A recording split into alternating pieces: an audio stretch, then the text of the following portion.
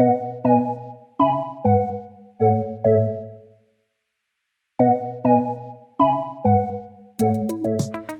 you're watching Big Fat Positive. I'm Gabby. And I'm Emma, and today we're talking about cow's milk protein allergy.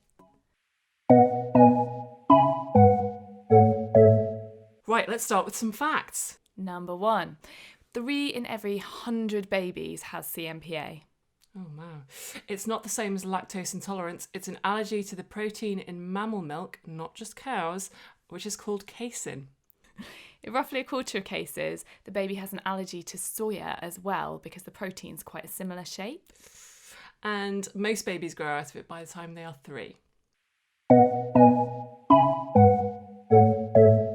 So, Emma, let's talk about your CMPA story, or more Noah's, and yours actually, because you had to give up a lot. I think I've had a harder time than she has. You really have. She might have been on a feeding tube, but I had to give up cheese. Oh my God. It was so hard.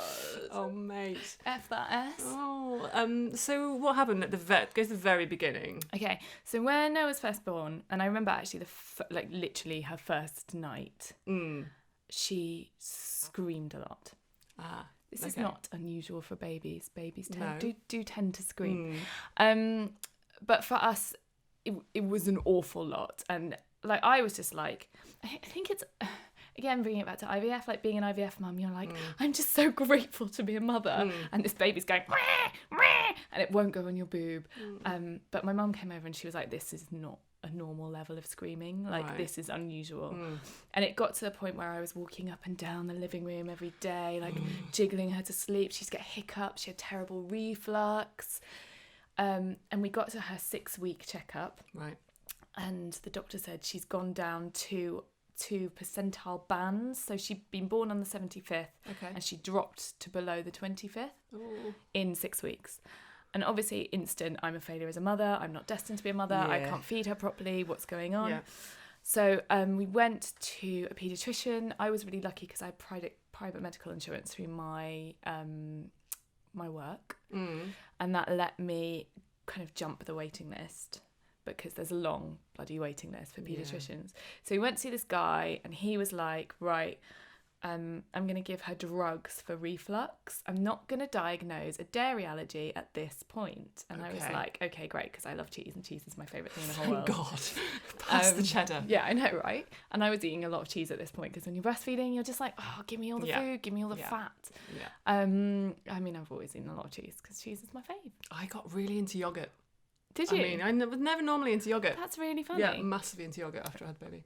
When I was pregnant, I was like, ice cream a day, bit of cheese every day. Yeah. Like, anyway, so we went to the paediatrician. He gave her various drugs for reflux. And what would happen was that she would start feeding again pretty well. Yeah. And then within a couple of days, she'd go back to not feeding very well. Okay. So it's kind of weird. And what are we talking about not feeling very well? So I'd have her on my boob and she would literally I called her the angry banana because she'd like go rigid and pull back and scream, just properly scream. I remember the health visitor coming over one day and she was looking at Noah and obviously I just fed Noah, or like just had the wrestle with the trying to feed her, coming off, trying to feed her. And she came over, looked at Noah, and I was like, oh, I'm really worried about the feeding. And the health visitor was like, yeah, it is a bit of a worry. And she was like, I can't remember what we were talking about. I think it was we were giving her omeprazole at the time, which is a reflux drug. And I was like, I hate giving it to her. It's awful because you had to syringe it into her mouth and she'd scream at that as well. And she was like, yeah, but you want to feel like as a parent you've done everything you can. And I was like, yeah, absolutely. Ops, babes, like, come on. But there was a day about 3 or 4 days later where I don't think she latched onto my breast once. Okay. And I was like, right, I'm going to take her to A&E. And John was like, come on, we're just going to sit there for hours and they're just going to say, blah, blah, blah. And I was like, no, I'm going to take her to A&E. And we had a screaming row and then he came anyway because he's sweet. He's good like that. Yeah. And we went to A&E and the doctor stuck his finger in her mouth and was like, oh, she's got a weak suck. Okay. And I was like, F off. And then, so he referred us to a speech and language therapist, aka Assault. Oh, Assault. Interesting. And she phoned me a couple of days later and was like running through the symptoms. And she was like, look, I can do this on the phone. She's got cow's milk protein allergy. Okay. She was like, something like 60% of her job at the paediatric speech and language therapist is supporting kids with cow's milk allergies. Amazing. So what were the symptoms that she went through? So it was things like she had loads of mucus in her poos. Okay. She had quite explosive poos. Yep. It's great. She had the odd drop of blood in her poos, although not very much. Okay. The fact that she would just pull away and like not refuse to feed, all that stuff. Just those are symptoms. Some babies get very bad eczema. We were lucky in that Noah didn't get that.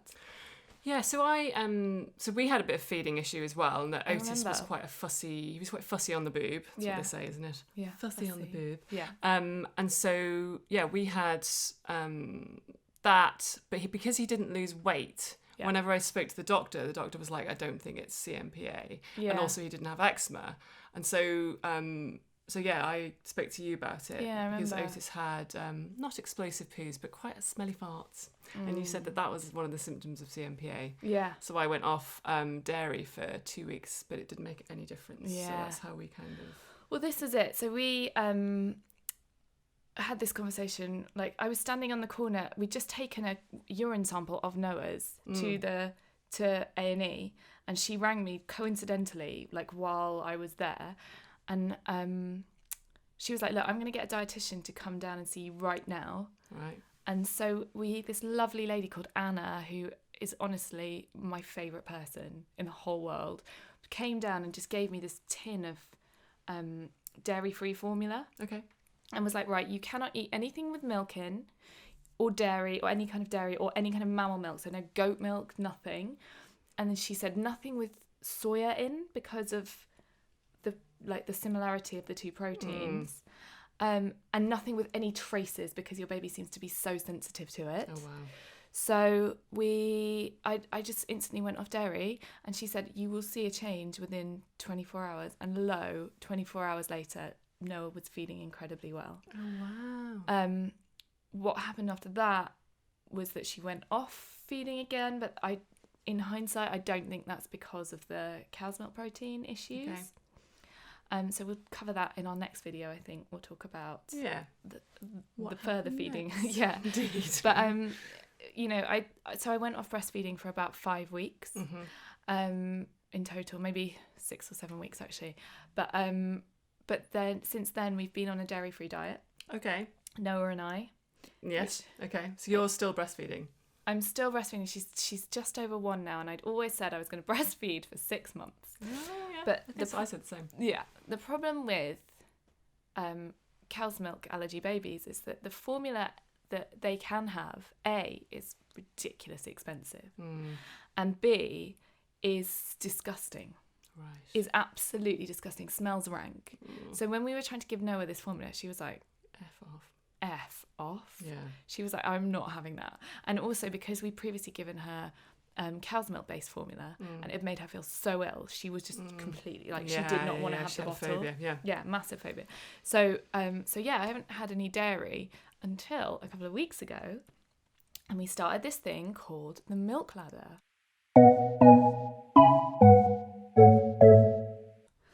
The milk ladder? Oh, tell me about the milk ladder. When you start to reintroduce dairy, it's around a year old, although some studies suggest you do it around 6 months. Okay. For me, for our dietitian, she didn't recommend that. She recommended a year. Okay.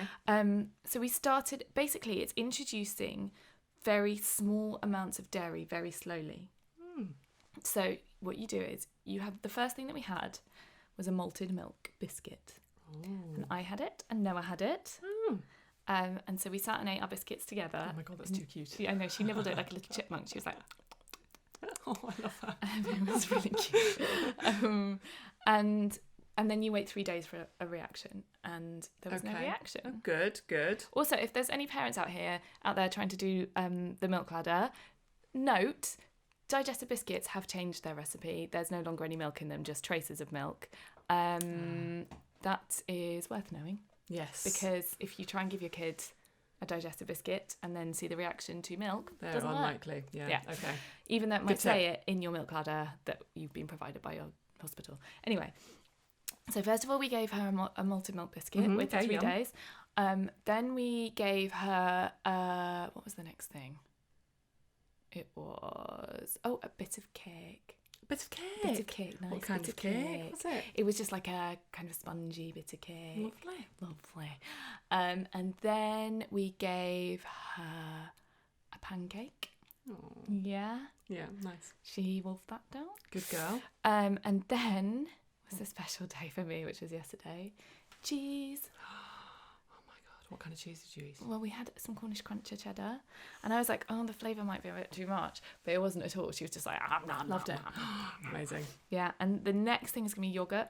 Okay. And if she passes that test, then it's full on milk, and at that point, no more boobs. You're boobs free. are over. I'm free. You can wear normal bras again. Like, oh my God, don't. Yeah. Amazing. Yeah.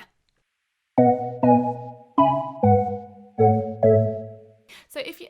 Like, what I would say is if your kid is really struggling to feed, and we'll talk about this, as I said, more in the next video, it's really worth just going off the dairy for 24 hours because the change was really, really quick. It takes 5 to 6 weeks for dairy to leave your system altogether, but the change will be rapid. You will notice it quickly, or I did anyway.